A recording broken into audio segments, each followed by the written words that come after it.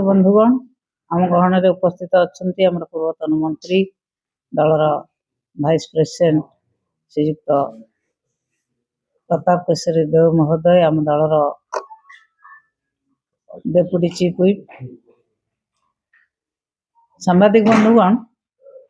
आपण मैंने समस्ते जानी गत विधानसभा 9 तारिख दिन पारित होता विधेयक पूर्वतन विधायक मानकर पेंशन एवं दरमा विषय जो बिल टी पारित होईची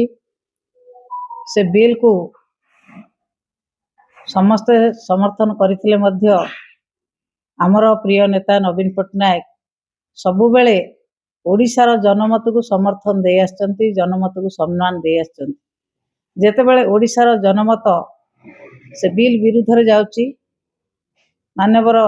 सभापति महोदय आमर पूर्वतन मुख्यमंत्री आमर प्रिय नेता नवीन पट्टनायक महोदय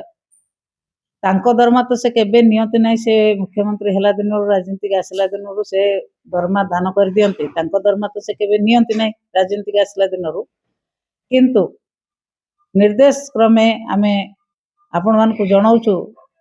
जे आमे मध्य बिजु जनता दल तरफ माननीय मुख्यमंत्री को अनुरोध करूछु ये जो विधेयक पारित होईची ए विधेयक को पुनर्विचार करंतु एवं लोकमत जहाँ अच्छी लोकमत को सम्मान दियंतु। आम पाखरे अछंती हमर एमएलए प्रताप केशर देव महोदय मु अनुरोध करूची से तांकर वक्तव्य रखिबे। जो कथा बिजु जनता दल मुख्य सचेतक करछंती दलर